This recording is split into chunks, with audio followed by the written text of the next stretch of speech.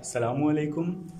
आज का वाक़या शुरू करने से पहले एक ज़रूरी बात मैं आप लोगों से शेयर कर लूँ कि पिछला वाक़या जो मैंने आप लोगों से शेयर किया था, उसके बारे में कुछ लोगों का ये कहना है कि वो इंसिडेंट जो मैंने शेयर किया it was not true and it was just a fake story.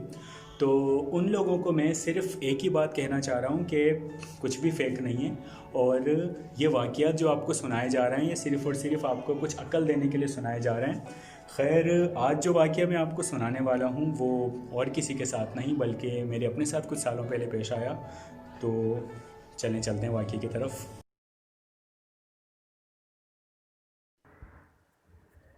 तो वाक़या कुछ यूँ है कि एक दफ़ा मैं अपने कमरे में बैठा फ़ेसबुक यूज़ कर रहा था कि मेरे पास एक अननोन आईडी से मैसेज आया। मैसेज कुछ यूँ था कि हे फ़हद, कैसे हो तुम? इतने सालों से यार तुम गायब कहाँ पर हो? मैं तुम्हारा प्राइमरी का दोस्त हूँ, असद। अब मैंने अपने दिमाग पे जोर दिया कि कौन असद, क्योंकि प्राइमरी तो क्रॉस किए तकरीबन 7 साल गुजर चुके थे। खैर, मैंने उसकी प्रोफाइल सर्च की तो उसकी पिक्चर्स देख के मैं पहचान नहीं पाया, बिकॉज 7 साल बाद किसी को पहचानना it was not an easy task for me. खैर, उसकी प्रोफाइल मज़ीद सर्च की तो नीचे जाकर मुझे उसकी एक बचपन की तस्वीर मिली, जिसे देखकर मुझे याद आया कि कौन असद। मुझे याद आया कि हम तो क्लास में बहुत ज़्यादा तफरियाँ किया करते थे और रोज़ाना ब्रेक में लंच शेयर करना तो हमारा लाजमी था। खैर, हमने बातचीत शुरू की, एक दूसरे से डिफरेंट टॉपिक्स पे हम बात करते रहे। एक दूसरे से हमने फ्यूचर के बारे में पूछा कि आगे क्या बनने का और क्या करने का इरादा है। इतने अरसे बाद मैं अपने किसी दोस्त से बात कर रहा था और वो भी अपने प्राइमरी के दोस्त से, तो that day I was very happy.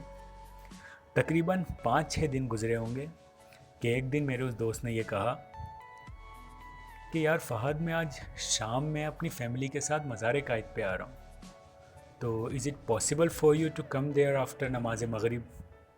अब चूँकि मज़ार कायद मेरे घर के बहुत ज़्यादा करीब है, तो मैंने कहा ठीक है, मेरे लिए तो कोई मसला नहीं है। खैर, मैं उस दिन उससे मिलने गया। वो बहुत ज़्यादा खुश अखलाक़ी से मुझे मिला। वहाँ कैंटीन पे बैठ के काफ़ी देर तक हम लोग खुशगप्पियाँ करते रहे, स्कूल की बातें करते रहे और वक्त गुजरने का पता ही नहीं चला, यहाँ तक कि रात के 10 बज गए। खैर, मैंने उससे वापसी की इजाज़त मांगी। अब मज़ार कायद के 4 दरवाज़े हैं, जिनमें से एक दरवाज़ा है जो हमारे घर के काफ़ी करीब खुलता है। मैं जब उस दरवाज़े से आने लगा तो उसने ये कहा कि यार, क्या ऐसा मुमकिन है कि तुम गुरुमंदिर वाले गेट से चले जाओ, क्योंकि वहाँ मेरी बस आएगी, फिर तुम चाहो तो अंदर से वापस अपने गेट से निकल जाना। तो मैंने कहा ठीक है। अब जब हम उसके गेट पे पहुँचे, गुरुमंदिर के गेट पे, तो थोड़ी ही देर गुजरी थी कि उसकी बस आ गई और वो बस में बैठ के चला गया। अब मैंने ये सोचा कि अगर मैं अंदर से जाके अब दूसरे गेट से निकलूँगा तो मुझे बहुत ज़्यादा टाइम लग जाएगा। तो मैंने सोचा क्यों ना मैं इसी रोड के रास्ते से चला जाऊँ।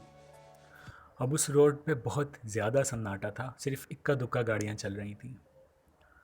थोड़ा सा ही मैं आगे की तरफ गया था कि मुझे ऐसा महसूस हुआ कि मेरे पीछे कोई बाइक आकर रुकी है। जब मैंने अपनी रफ़्तार थोड़ी हल्की की तो उस बाइक वाले ने बाइक लाके मेरे आगे खड़ी कर दी। 2 लोग बैठे थे और उन दोनों ने हेलमेट लगाया हुआ था। उसमें से एक शख्स उतरा और उसने पिस्तौल मेरे सामने करते हुए इंतहाई बदतमीज़ी से मुझे ये कहा कि तेरे पास जो कुछ भी है तू निकाल दे। अब मेरे पास मोबाइल था, मैंने मोबाइल निकाल के उन्हें दिया।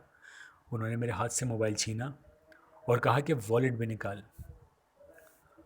अब मैं उन दिनों पैसे अपनी जेब में रखा करता था, वॉलेट यूज़ नहीं करता था, तो मैंने ये कहा मेरे पास वॉलेट नहीं है। उन्होंने मुझे जान से मारने की धमकी दी, लेकिन थोड़ी देर बाद उन्होंने अपनी बाइक स्टार्ट की और वो वहाँ से चले गए। अब वो तो चले गए, लेकिन मुझे अब उस रोड पे खौफ आने लगा। खैर, किसी तरह मैं वो रोड क्रॉस करके अपने घर पे पहुँच गया। घर जाके मैंने मोबाइल स्नैचिंग का तो नहीं बताया, लेकिन मैंने घर पे ये कहा कि मेरा मोबाइल मेरी जेब से गिर गया और अब्बू से रिक्वेस्ट की कि प्लीज़ आप मेरी सिम बंद करवा दें। पापा ने सिम बंद करवाई और अगले दिन अब्बू सिम निकलवा के ले आए। मैंने दूसरे मोबाइल में अपनी सिम लगाई तो लोगों के बहुत ज़्यादा मैसेजेस आए हुए थे। मेरे उस दोस्त के भी मैसेज आए थे कि मैं घर पहुंच गया हूं, तुम अभी तक पहुंचे या नहीं पहुंचे, why are you not replying. मैंने अपने दोस्त को पूरी कहानी सुनाई कि मैं उस गेट से निकला और मेरा मोबाइल स्नैच हो गया।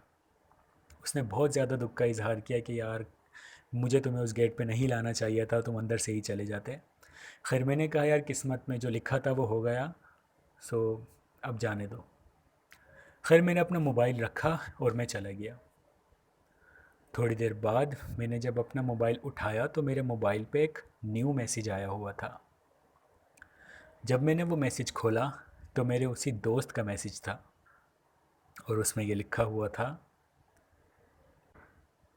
कि यार कल जो हमने मोबाइल छीना था ना, उसका मेमोरी कार्ड प्लीज़ तुम मुझे दे देना। पहले तो मुझे कुछ समझ में नहीं आया, लेकिन फिर पूरी कहानी मुझे समझ में आई कि मेरा मोबाइल और किसी ने नहीं बल्कि मेरे अपने उसी दोस्त ने छिनवाया था।